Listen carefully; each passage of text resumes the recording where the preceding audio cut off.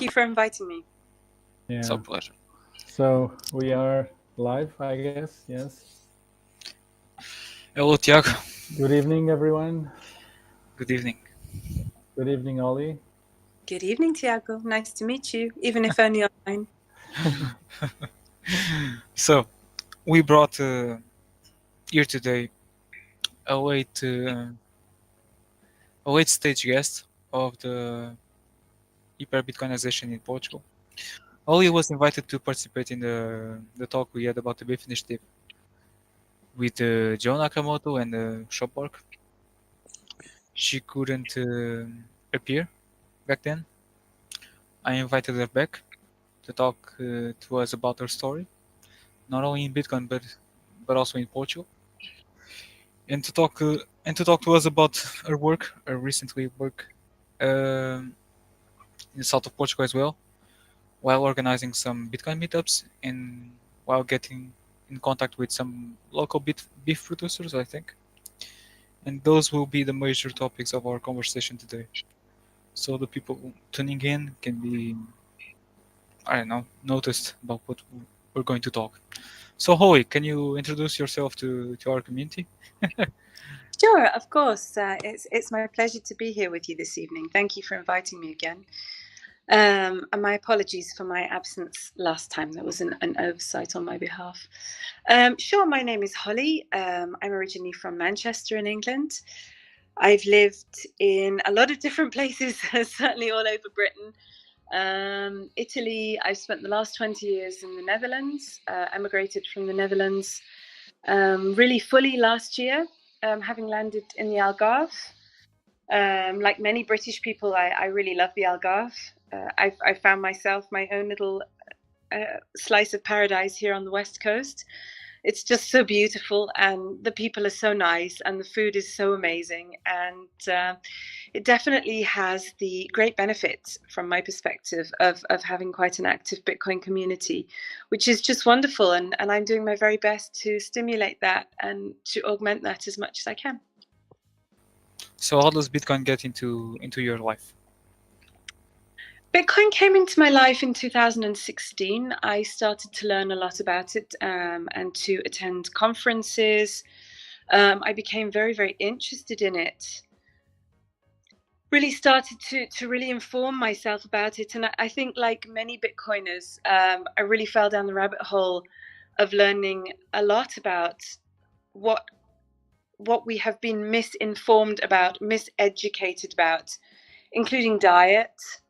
And we can come to that one later. I was a vegetarian for many, many years. And so I started asking a lot of serious questions, not only, well, like many Bitcoiners, I think, it went a lot deeper than just about being about money.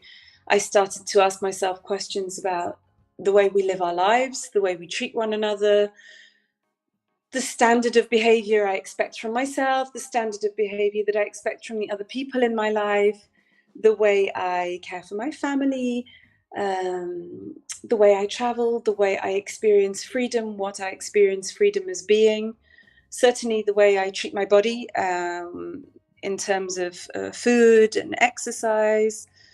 All kinds of things came under the microscope. As I say, like many Bitcoiners, once you start looking at life through a Bitcoin lens, an awful lot shifts. And like many Bitcoiners, a lot of relationships shifted for me as well. I lost a lot of friends, actually, including my former colleagues, but also, I think that also happened during Corona times when I saw how people responded to what I experienced very much as government overreach into the domain of the family and freedom, personal sovereignty. I think before Corona, I was quite reserved in speaking about Bitcoin. Certainly, I didn't do it publicly. I had a lot of around the kitchen table sessions for friends and family. I'm blessed with two daughters of my own, and their friends started to learn about Bitcoin through me. So I often had a house full of teenagers with very relevant questions about how the financial system worked and how money works and how we should be thinking about our financial future. I think before Corona, I would have been quite happy to retire gracefully to Portugal and not really put my head above the parapet too much. Corona and I think my experiences, both on a personal level and on a more social level, as it were, what I saw happening around me, just made me really very angry and put a lot of fire into my belly and made me really feel that I wanted to work more actively on educating people and building a community that I felt happy being a part of. So I just got a lot more involved. Yeah. On that subject of getting more involved in the Bitcoin community, Let me just object before you make the question. What draw you initially to Bitcoin? What was the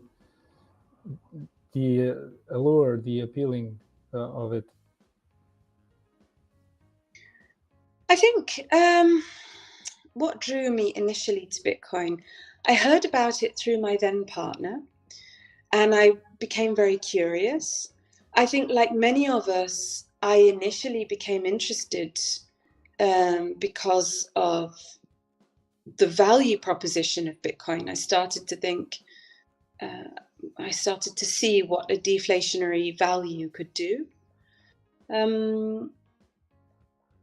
It was only after that I really started to have some kind of comprehension. And I'm not going to call it a full comprehension because I doubt that I, or perhaps any of us, will ever fully grasp what Bitcoin is, what Bitcoin actually means. It was only after I moved on beyond the value proposition of Bitcoin through a lot of education and a lot of attending conferences, talking a lot with other Bitcoiners, other people who were interested, that I started to see a much deeper level to it. And way back then, 2016, 2017, there was a lot of hype around blockchain, right? There was a lot of talk about blockchain and people were saying, this is the new innovation. And I found myself thinking a lot about it and attending a lot of events, very low-key, small events in Amsterdam, which is where I was living at the time. Weird stuff like, how can we put wine on the blockchain, the provenance of wine, things like this. And I found myself really questioning, okay, but why would we do that? Why would anybody keep that ledger? And to start really thinking about digital money was really a revolution in my life. Someone did it. Apparently. Seafood, I guess. So, but you would say you came from for the number go up, kinda. I get your point. I get your point. Oh yeah. And then you fell down the rabbit hole, right? Yeah. I think that may be probably the road to Bitcoin for most of the people. So they come for the yeah. You share my opinion. I'm not sure. I think that up until this point in our history, that has probably been true. More recently, I've seen a lot of interest from people around me, from people in my direct context, about the freedom of transactions, especially since kind of the dawn of Lightning, about the freedom of transactions, the speed of transactions, not having to have, I mean, I live on the southwest coast of Portugal, and it's a very local economy. It's a beautiful thing. It's a beautiful thing. There are a lot of local producers. They make small things. We're not talking about things created on industrial scale here. I mean, one producer that I really enjoy touting is the couple that makes face creams that I use. They're amazing. They're all natural products. They're made out of plants that they grow on their land. They can tell you exactly what ingredients go into their face creams and their sun creams. They're made of beeswax and olive oil and very healthy, natural things to be using. And they're great. They're top quality. They're as good as any commercial cosmetic cream. So it's for people like them. How's the approach? How do you approach them, do they approach you on the Bitcoin subject? It's something that comes up in your relationship with the merchant, the producer? Is something organic, or do you force, and I'm force the conversation Bitcoin talk? It depends a little bit. I'd say about 60 to 75% I force. But there's also very much the kind of people that live where I live are a very special kind of people. They're often people who, there are various subsets of people who live here. Besides, of course, the Portuguese residents who are very tolerant of this influx of foreigners who've come to their beautiful home territory. You've got serious hippies, people who really want to unschool and be off-grid and be this and be that. You've got people who have come for the sport. So where I live is famous for surf, but it's always fantastic. It's just a fantastic area for basically any kind of physical activity. It's really, really conducive to an outdoor life, whether it's kickboxing that you're into, as I personally am, or hiking or running or motorbiking or mountain biking or swimming, you name it, you can find it here. Wonderful horse riding, climbing, it's all here. So you have a very sporty, in general, population. And I do think that whole group, the sporty group, the hippie group, the people who came here to take a distance from traditional society, they all share a certain inclination towards freedom. And freedom comes, as I'm sure you'll know, in very many various forms. And one of those forms is financial freedom. Perhaps the basic form is financial freedom. So in about 25% of these contacts, I find that Bitcoin is an extremely natural growth onto a conversation about general personal sovereignty. Let me put it like that. Yes, but I'm sorry, but I'm taking your time. But No. would you say, because the feedback I get is that they, at the end of the day, they when I say they, I say merchants, so they want cash, euros, and what do I do with Bitcoin? So how does that, because I understand that they probably need Bitcoin. You probably understand it too, but I get their point. So they have to pay taxes at the end of the month, and they need euros. Although there's ways to go about that, but how do you convince them to take Bitcoin? Do you think it's easy, or there's some work you need to do to get them on board? So I write for Bitcoin Magazine, and I initially started doing that in collaboration with a man called Mark Mariah. And I've been very much mentored by him in my approach. One of the things that he always says is always ask people what their problems are, what the problems are that they face. Now, when I approach merchants in my neighborhood, especially at the markets where I live, has amazing markets, whether they're farmers markets or these kind of hippie gypsy markets, which sell everything from like sage wands to, tarot cards, all the way through to fresh eggs and honey. They're real happenings, and they often turn into a party at night. So they're quite the events. I definitely recommend visiting one if you're ever in this area. They're really quite the experience.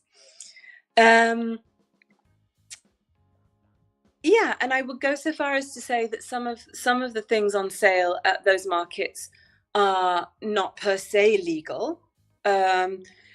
we're talking about, for example, marijuana or a few psychedelics. These things, that's just to give you an example of the kinds of problems that people will come up against. So I always ask people, what are the problems that you're facing in your business? And they come up with 2 to 3 different things. And those things are, one of the main ones is that they're always faced with needing to have the right change. These markets are a cash economy. And it's an issue for people. It really is an issue for people to have to constantly be able to provide the right change. It's a practical issue. It's heavy. It requires attention beforehand. Another issue that people are facing is that people often want to use credit cards, but then they would have to have a credit card machine, and the credit card company chooses 3%. And there are issues around uses of credit cards. There are issues around cash. So for them, on a very basic level, Bitcoin can solve a number of problems.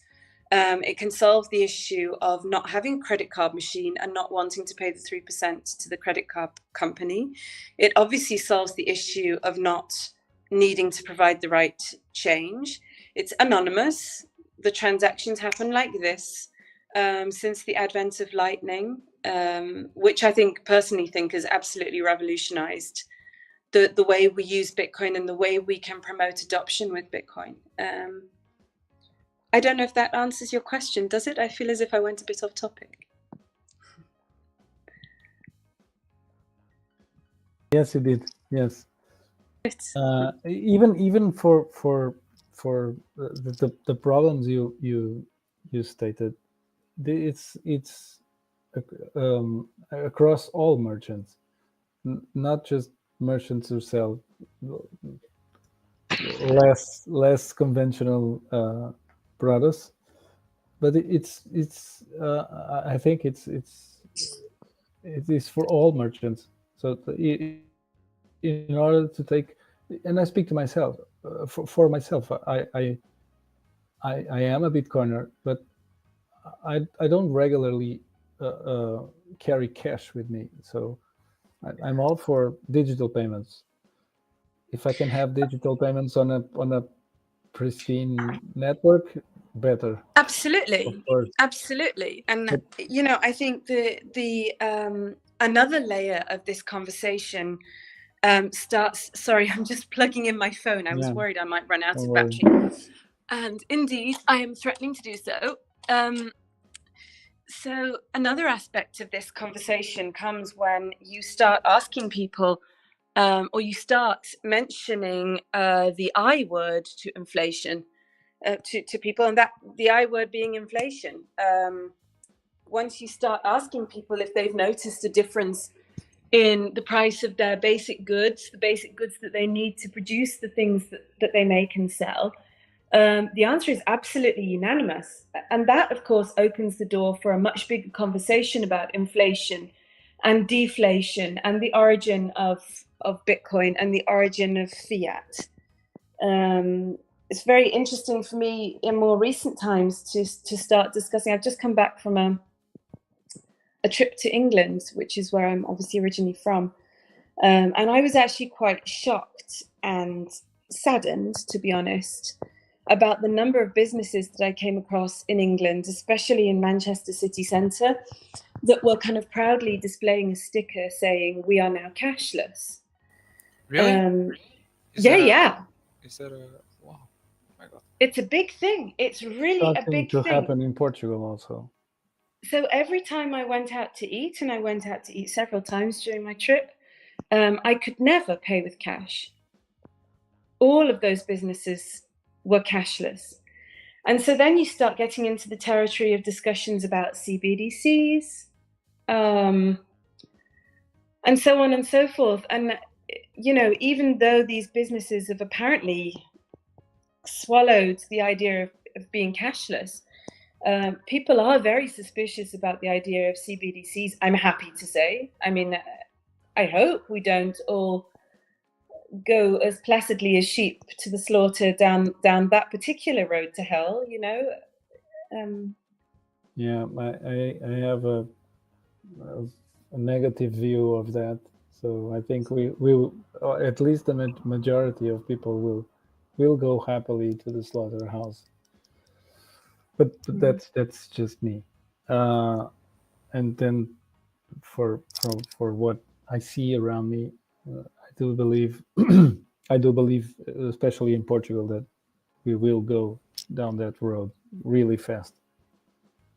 And when it comes But to, do yeah, you want to go. no, when it comes to reversing that trend, OE has been doing a tremendous job in the southeast region of Portugal. OE, can you talk to us about your your role as the principal organizer of Bitcoin meetups all along the Oh, Algarve region of Portugal? And how did well, the idea come from? Did you have previously contact? Did you have a previous contact list of Bitcoiners already in Algarve, in the Algarve region before the meetups, and the meetups served only to? did I have a previous list of No, no. I didn't, and you say that I'm doing a great job, but I'm actually feeling really guilty because I haven't arranged a meetup for ages. I've been I've been busy. Um, all kinds of stuff has happened and come up, and so I haven't been doing as good a job at all as I intended to this summer. But you're prompting me to do better at that. No, I mean the original idea of meetups started after I spent some time in El Salvador with my ex-partner. And we experienced how nice it was to have some community around us with whom we could discuss Bitcoin. I mean, El Salvador is obviously other level. I mean, it's like Bitcoin Mecca at the minute, you know. So yeah, we met a lot of very interesting people there, and both felt that it would be nice to have that kind of community where we were. And it really arose fairly spontaneously after a workshop on Bitcoin when a few people said, gosh, it would be nice if we have questions in the future, it would be nice to be able to discuss those. And I basically said, well, maybe we should get together once in a while. And that turned into a series of meetups. But I'm certainly not the only person giving Bitcoin meetups in this area. There's another man who I believe prefers to remain anonymous, but has founded a group called Deep Divers. He's much more technical than I am. So my groups were very social. My meetups were always very social. It was more getting together on the beach and having a drink and a chat. His really go into technicalities about anonymity, for example. I believe he's hosting one in August about CBDCs and the dangers of CBDCs. So I'm certainly not the only person. He's also very active in Bitcoin education, and has done a great job of onboarding quite some merchants down on the south coast. I'm much more focused on the southwest coast, and I think the number of meetups has grown. There was a time when I was struggling quite some regarding the content of meetups, just because I got the sense that people would like more than just a sociable meetup, but that people were not that committed to a more content level meetup. So I've been struggling a little bit with form, but the numbers grew, and I think situations change, and I'm starting to think it would be nice to have meetup groups which are on the south coast. I would like a specific Wild West edition of the Bitcoin Tribe Algarve, and we'll stick to the West Coast. I'll take a lot more responsibility for that. It's also quite nice that there's quite some crossover with Bitcoin and carnivores, so I could definitely make some Bitcoin barbecues out west, if they lift the fire restrictions. Obviously, I wouldn't want to be the cause of anything too damaging. But some Bitcoin barbecues would be really fun. But as I was saying, the meetups came naturally, but as I was saying, did you have a previous list of Bitcoiners already in the south region of Portugal? Um, was there any motives behind the meetups at the first time you organized them? And how have they been coming so far? As you said, you haven't organized a meetup in a long time, and uh, has someone taken your job as a meetup organizer since then, or No. is it up to you? No, I'm irreplaceable. I mean, no, nobody has taken my job, definitely not. And I did not have a list of previous Bitcoin contacts. No, it was really friends and family, and they brought friends and family, and that just snowballed really by itself. I started to put it on meetups. I think a fairly big change came when I started writing some articles for Bitcoin Magazine about Portugal's potential as a Bitcoin hub. That drew a lot of new interest, people coming Yeah. from the outside. Obviously, as you know, Portugal is quite the haven for Bitcoiners. So people are really looking to connect. And I've even had people contacting me from other countries, letting me know that they would like to move here and had read my articles and have made contact that way, and we've made some meetups around that. It's really been a very organic process. And what I'm starting to find, one of my motivations for wanting to have a Wild West edition is that I'm quite active in orange pilling businesses around myself. Selfishly, I want to be able to pay for the services that I use. It's at least partly selfish that I want to build this economy. So the businesses that I have around me and the people who I've been orange pilling, they sometimes have technical questions or they just want to socialize a bit. And I find it very endearing to see them now also going down the rabbit hole and starting to say, hey, but the banks then, and what about their role? And so it goes quite quickly, I find, beyond the realm of just saying, well, I would like to be able to accept Bitcoin for the candles that I make, or the face cream that I make, or the beef that I sell. It goes Yes, quite but quickly into the more. in a circular economy, the guy selling the candles for Bitcoin can then go and buy some beef, and the guy from the beef can go and buy some vegetables, Right, and Bitcoin just you create a circular economy. So the Bitcoin just keeps circulating in the community right. if So there's enough people. I'm quite excited about that prospect. I mean, there's a long way to go. Where I live, there's still a long way to go. But my daughter's surf school accepts Bitcoin. My hairdresser accepts Bitcoin. I Wow. know of a dentist who accepts Bitcoin.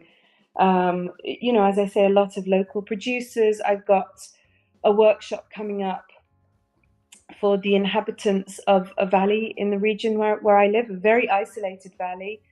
But they're all producing valuable things, valuable products. These are a lot of the men are builders and handymen, which of course is one of the most crucial jobs that there is. Yes. So it'd be amazing to be able to pay for those kinds of services in Bitcoin, and that's where I see the future of the meetups in the West. I don't know what will happen down south or towards the center. There are more people now as well. Yeah, but Um, introducing some technical aspects on the meetups might not be that daunting, even if it just brush up on the decentralized part or the sure, uncensorable part or whatever part. But you don't have sure. to really go deep, but just getting them to understand that this is their money. It's like having gold under your mattress. No, and speaking of decentralized, that was always my intention. I joke that I'm irreplaceable, but in fact, it was always my goal and my dream to not have the meetup center around me. I was very hopeful that at a certain point other people would take up that initiative as well, that it would not be a community that solely kind of revolved around me. I don't see that as a positive. I'd see that very much as a it negative. isn't. I'm very keen to kind of share that responsibility, but so far I've had a few people express interest in arranging other meetups, but it's been very limited. But you know, I think the future, that it will come as more businesses and more individuals start to become interested. I've also occasionally said to other people, I would love it if you would take up responsibility for this. And I think that will happen in different areas also, because obviously the Algarve is quite big, and it becomes quite a burden to travel for people. So I would like meetups to be local, which means that necessarily by definition they will become more decentralized. Yeah. When it comes to those producers you mentioned and the businesses you've mentioned all along, are those in the btcmap.org website or not? Getting there. So I've got a few which have simply taken the decision. Yes, we want to accept Bitcoin, and we want to be added to the map. So, for example, Aldo's surf school in Arifana is now on the map. That's my daughter's surf teacher. I can highly recommend him. He's absolutely amazing, especially with children. And he's, that was a very easy conversation. When we spoke about, well, his family and his financial planning at a certain point. I can't remember how we got into such a deep conversation when I was taking my daughter to her surf lesson, but somehow we did, and that the conversation moved quickly to Bitcoin. And by the next time I saw him, he'd set up an account and was keen to accept payment. In fact, now he refuses payment in fiat. So that one's on the BTC map. The massage therapist. That's when you get to hyper-Bitcoinization. Right, then exactly. You reject the fiat. Exactly, you reject fiat payment. The massage therapist is on the BTC map. There are several businesses on the BTC map, but I do also have a number of businesses who are what I would describe as currently Bitcoin curious. So we've had the conversation. They want to start accepting it, but we haven't yet sat down and got them set up with a wallet. And until that happens, they won't yet go on the map. But it's an exciting time. I'm loving seeing the points on the map grow. I think that when you start seeing other businesses starting to take Bitcoin, and they start to ask us, what is this? Why are they taking this? Isn't this a scam, or isn't it? You see, when it takes one or two, and it does. I mean, I don't want to paint an unnecessarily rosy picture. I've also had some. So, for example, today I was at a wonderful restaurant, and I asked the manager, who's very nice and who knows me relatively well, as I once took some cupcakes for him and his kitchen staff. And I asked them if they're accepting Bitcoin yet. And though the staff are very keen to accept Bitcoin, the owners of the restaurant believe that it's a scam, a Ponzi scheme. They won't tolerate Bitcoin being accepted as yet. A similar story in town. I took my daughters to buy graffiti materials. They wanted to spray paint on the derelict building where my kickboxing club meets. So we went to buy spray cans. Yeah, my kids do it at home. That's probably better. Yeah, I have mixed feelings about that. Oh, yeah, I see that point too. But the guys in the paint shop, they were very keen, and I gave them the whole talk, and we had this great conversation. And I went back the next week, to say, shall I have you put on? You just go cold turkey. Like, do you take Bitcoin? Can I pay this in Bitcoin? Just that's what I do. Out of the blue? Yeah? Yeah, that's what I do. And the guy in the shop was very keen. I went back next week. I showed him how I explained, helped him with the wallet. Went back next week to say, you using for onboarding? What am I using? Moon or Coinos. I like Coinos a lot. Wallet of Satoshi. What's with the face? I hate Moon. You hate Moon? Why do you hate Moon? Yeah, I don't like it. Why not? The whole process and the backup and it's not Lightning, and I don't like it. So it's personal choice. I prefer to use Wallet of Satoshi. It is Lightning. No, it isn't. They do. I can make Lightning transfers through Moon. I know you can. They do a submarine swap in the backhand, so you don't see it. Sure. Okay. Yeah. Okay. Agreed. I found that Coinos is very popular with vendors. Yes. And yes, I know it's custodial. Yes, I know. Mm-hmm. But one of the things interesting for somebody, I'm not a vendor, so I wouldn't have thought of this aspect. But one of the things they really love about it is that they can make a profile.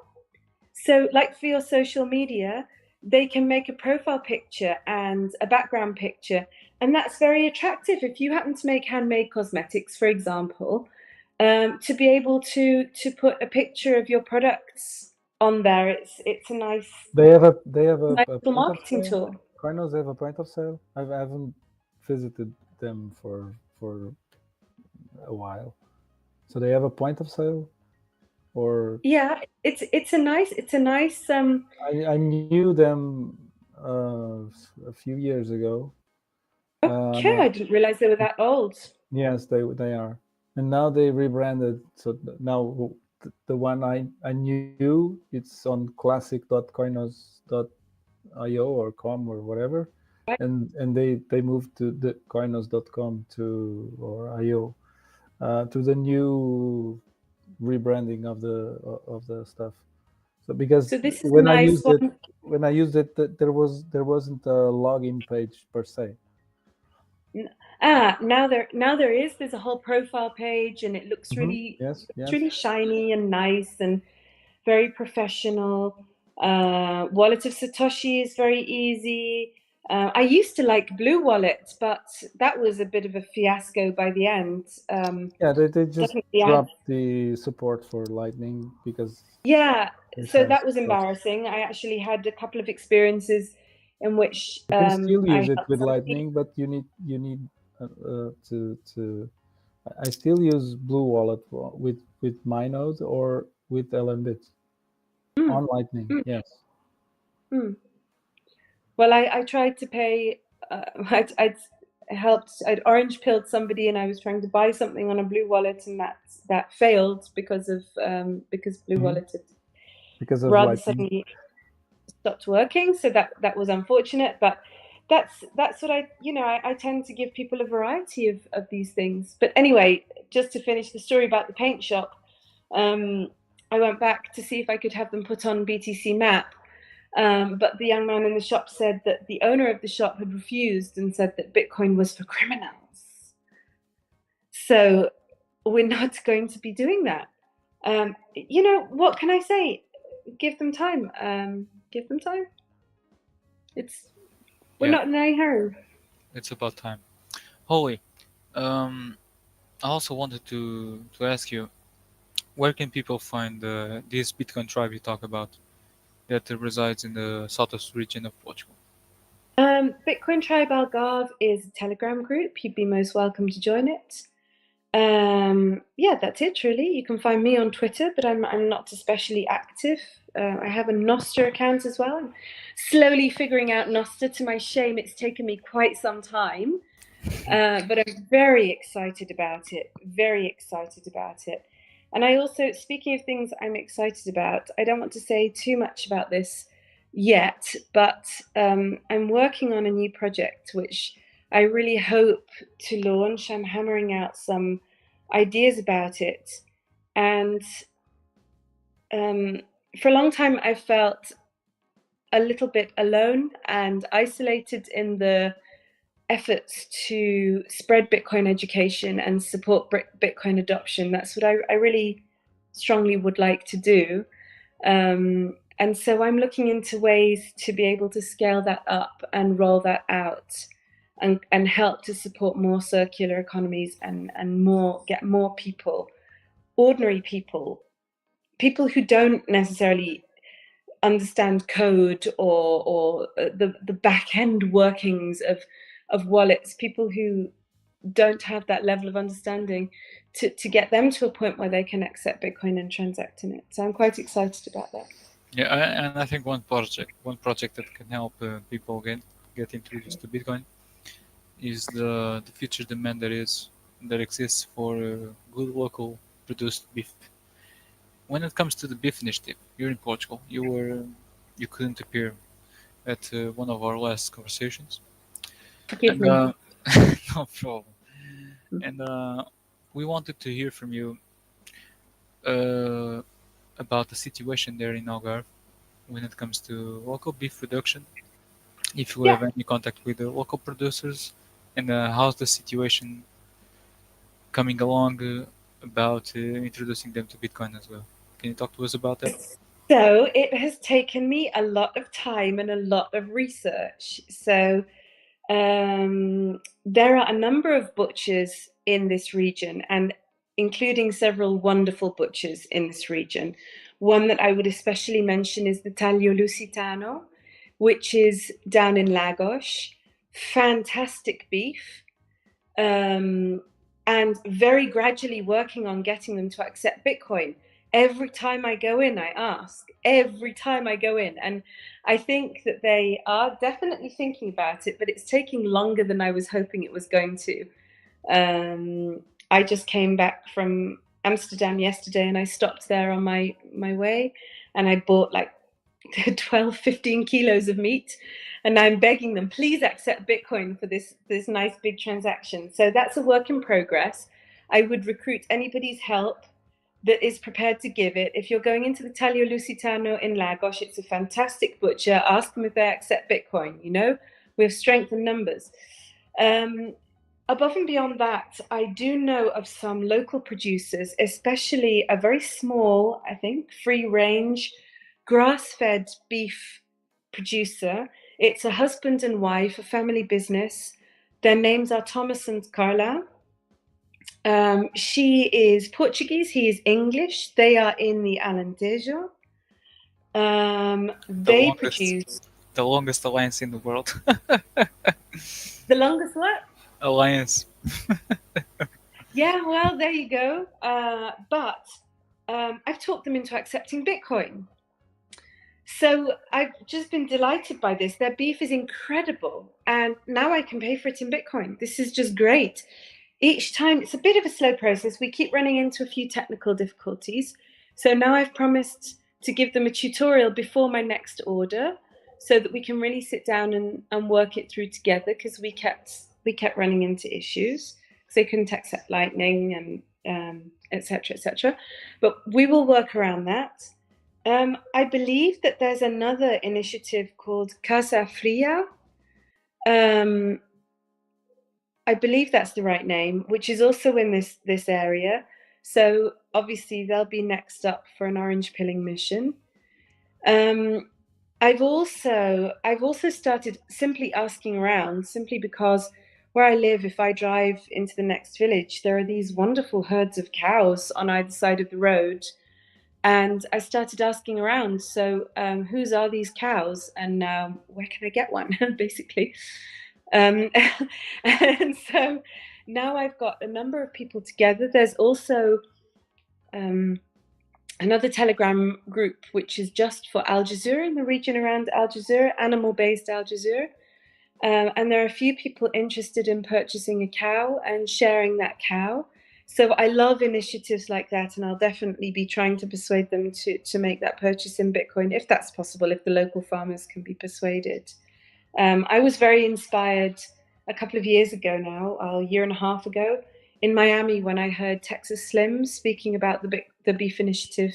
I mean, obviously, um, there are massive differences between the beef industry in Texas and the beef industry in Portugal. I'm not going to imply for a second that we could simply superimpose his model onto Portugal. That wouldn't work. But I was very inspired by what he had to say, and the approach of needing to know the provenance of your food. And I've certainly seen around me in my direct contexts the consequences of having a poor diet and not eating meat and sugar addiction and obesity. And it's very sad to see. So I feel very dedicated to that cause as well. Perfect. And what do you think is missing when it comes to getting these not only producers but also businesses along, not only to accept Bitcoin but also to be incentivized or even subsidized by Bitcoiners to, I don't know, bootstrap this not only local economy but the Bitcoin economy? What do you think is the missing ingredient in all of this? I'll tell you exactly what. That's a good question. Um, I think we all need to take on responsibility. I think we all need to start thinking about, okay, who can I orange pill? Not when will it happen or someone should. I. Who can I teach about it? I think we need to take some responsibility for creating the world around us. Sorry if I sound a little bit like I'm preaching a sermon. I certainly don't mean to, but I suppose Bitcoin has definitely got me to think much more about the way we all live our lives, and including in family issues and relationships, but also in terms of community. And I think since I've learned about Bitcoin, I've felt much more connected to communities around me. And I've realized with some shame that I never really used to do that. That it would never be high on my agenda to think, okay, how can I actively help the people around me? And now I try to do that a lot more. I think we all as Bitcoiners need to take on that responsibility and think, okay, what can I do to promote this? Make yourself. I was featured in an article recently about a group of people, rather tongue in cheek, the name, we call ourselves the Chief Lightning Officers, as if we were designated somehow. I think it's funny, but it's nice, and it's a good group, a very active group. And we meet once every 2 weeks, and we discuss our wins and people that we've onboarded and businesses. I find that very inspiring, just to be able to talk through with other Bitcoiners. Okay, who are you talking to? How are you approaching it? What are the obstacles that you come across? How do you overcome them?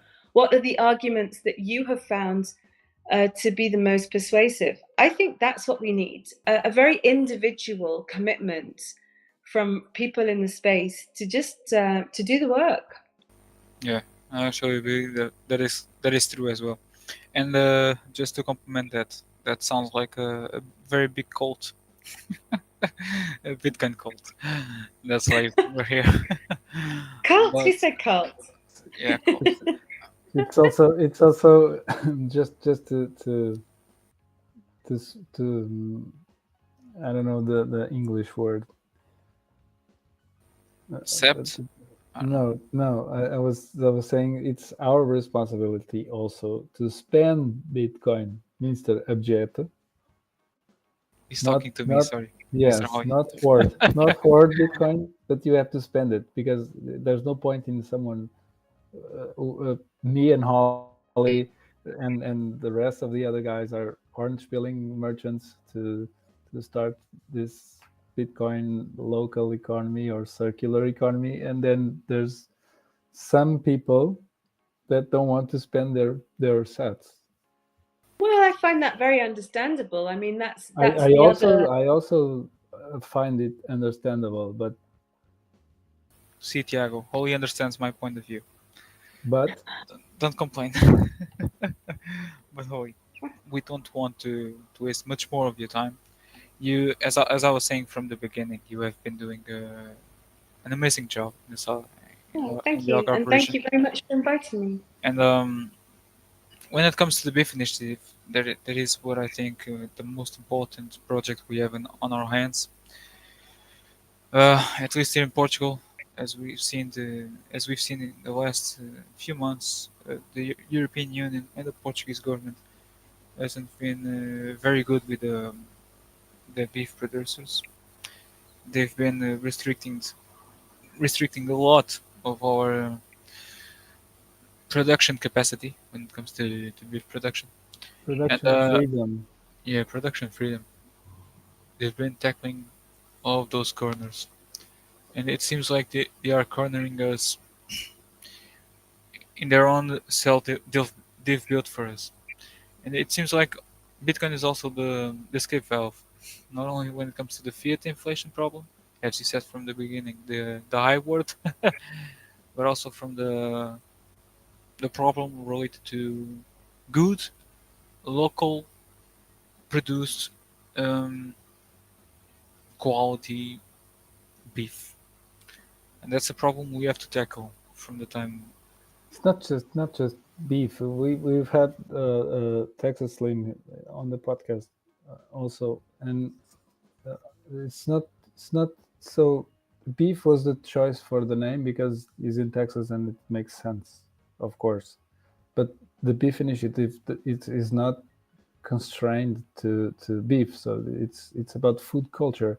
So either Yeah, it's vegetables or fish or pork, beef, whatever, but to be locally produced and produced with quality and without having like 50,000 pesticides or chemicals. Or I'm not saying you should go organic, but you don't need the 50,000 chemicals. You would be fine with 5. hmm Yeah, so it's taking responsibility on the food you are making, and from us Bitcoiners having the the connections to the people who produce our food, and be like a symbiotic relationship where we yeah. I mean, if there's one thing I can add to that, it's definitely true. Obviously, Portugal does not have the grasslands of Texas. We don't have that beef producing capacity. But one massive aspect that I think that Portugal really has in its favor, and I love it, is the informality of its economy. Which is by which I mean we can approach a farmer and discuss a cow with him. We might possibly know people who have shot a wild boar. We might know people from the local hunting association. We might have a boyfriend or a friend who goes spearfishing, for example. Um, there's, I think, there's what I'm trying to say proximity. is that. Hmm? There's some proximity to the There producer. is, and what I'm trying to say is that in Portugal, certainly not all our food needs to come from the supermarket. Where I live, there's a fantastic farmers market. There are many. I can buy eggs, honey, whatever I want to buy. I could potentially buy from the producer if I was to be prepared to put that time in. And I find that's very Portuguese. I think that's a tradition which is dying CBDC out in a lot of Europe. CBDC will end it. You I won't be able to do I that. fear that, Yeah. but I think it would take a lot to end that. I think it would take a lot to end that. If you only have CBDC, you can't do it. Period. In fact, you probably can, but the producer will be taxed in the pay event. But we don't only have CBDCs. We have Bitcoin, so there's hope. Yeah, but they have to take it. I'm saying in a the dystopia where they come in with the CBDC and Bitcoin is outlawed. So you would be in the shadows or in the I mean, I kind black of think. market. I do worry Not, about not that. that I care. There's also part of me that thinks, well, good luck with that. I mean, maybe I speak too soon, maybe I'm wrong, maybe I speak out of turn, but I'm a very optimistic person. I think you can't quash out the flame of hope quite that easily. I don't know. From what I've seen in the last 2 to 3 years, I think yes, you can. But yeah, let's go in a happy note. Yeah, Tiago, don't bring your pessimism to our ending of our podcast. Let's end up with a with a positive view of all of this. That is, I don't know how to think about it, but it will end up coming. Are you going to say something or just babbling? No, there will be a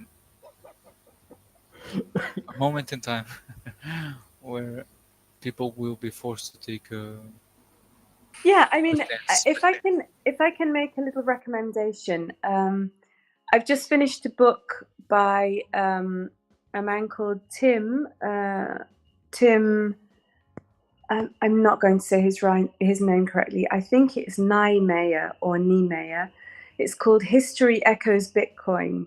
It's a new book and it's good. I would especially recommend it for people who are just starting out in Bitcoin. But actually, one of my favorite chapters in it was about CBDCs and altcoins. And he explains how dangerous altcoins are because of their centralized nature. And then he explains how dangerous CBDCs are because of not only their centralized nature, also their vulnerability to inflation and control, as shown by fiat currencies, and their potential for use as surveillance. I think, it's a question of education, and just to try to end on a positive note with a bit of a call to arms, that education is not going to do itself. We need to be getting out there and doing it. If we want it to happen and we want people to recognize what's going on, we need to be getting out there and be prepared to do the talking. To be the oh no, here comes the crazy Bitcoin woman or the crazy Bitcoin guy been again. there, done that, bought the t-shirt. Let's It go, doesn't matter to me let's anymore. go. I don't care. No, I don't care. I'm happy to have that label. I'm proud. Yeah, me neither. Not scared of that label. Oh, do you wanna end up here? Let's wrap it up our conversation and thank you. Let's wrap it up. Thank you so much for inviting me and for your time this evening. I've enjoyed speaking with you. No, thank us for your time. This is our job. You're most we eat from here. From the thousands of literally. viewers. Yeah, from the thousands of viewers and we get every week. and tips from YouTube. Well, great. Well, yes, try Nostr, then you can receive tips directly. Yeah, you know what? There's this about Nostr. Now, let's not just end right now. So, have you seen the Nostr market? Have I seen what? The Nostr market. No, I haven't. And I'm not knowledgeable at all about Nostr. It's something that I'm about to we will talk about it in the coming weeks because I'm very curious about it and very interested in it. We will talk about it in the future. All right. But it's a really cool place to have the merchants you already onboarded, like in a marketplace. That's very exciting. Yeah, and it's fully online. Yes. Well, we will talk about it in the coming weeks. So I'll bug you with it because that's a slight drawback at the moment to BTC Map. At the moment, in order to be included on BTC Map, you have to have a physical location. So there has to be literally a store that somebody can walk into, and for example, the massage therapist, he has to have a place where he's fixed, where you can walk in and get a massage from him and pay in Bitcoin. Whereas a lot of the companies that I'm talking to in this area, they're not like that. We're talking about people that have a home business making the face creams, for example. The surf school is a physical location, but a lot of these people, they make their products at home. They sell them on various shifting markets. Being on BTC Map is not an option, but being on an online marketplace would be very attractive to them. Yes, the original idea was about that, like the farmers market or a flea market, where you have your stall, but it's digital. So and it's on Nostr. Even if someone takes it down, you have it on 50,000 other relays. Very exciting. Come on, we can't end on a negative note with that hanging in the future. That's so cool. And all the payments are going back and forth on Nostr also. So it's Lightning, of course, but it's inside Nostr. Perfect. It's a very exciting time. Yes. But I will bug you out with that, because it probably it's a really cool project with the and you onboarded a lot already, a lot of merchants already, and it's probably a cool market you can make, because there's some similarities in the products, even though someone makes candles and someone makes beef. But it's a local thing. It's a farmer's thing, and it's probably they can fit all inside the market. Basically, everyone has this little stall that sells their products. Yeah. You see, that's so exciting. I think that's so exciting. It is. And what's end up here, right? Yes. It's time to wish you guys good night. But I was saying, I was looking into, and you can stream to Nostr. There's the possibility you can stream directly to Nostr, but there's some technicalities that we can do right now. But basically, user friendliness is still an issue. Yeah, no, it's not that. It's just the way it works, and the way you have to upload the video stream. It would prevent us from uploading it to YouTube, for example. But it costs like around 1,000 sats for 1 hour of streaming. Yeah. Now we can end it. Now we can end it. Okay. Good, because I'm getting sleepy. Because I'm thinking of 3 more things. It's been a pleasure, guys. It's better to end right now. And what a nice accent you have. What a nice accent. Yeah. Well, thank you so much, and you too, Good night, guys. Good night. Don't leave already. Just stay to 1 or 2 minutes behind in the backstage. We'll wrap it up. For the zero people viewing us tonight, they'll come. In due time they will come. Goodbye. Goodbye.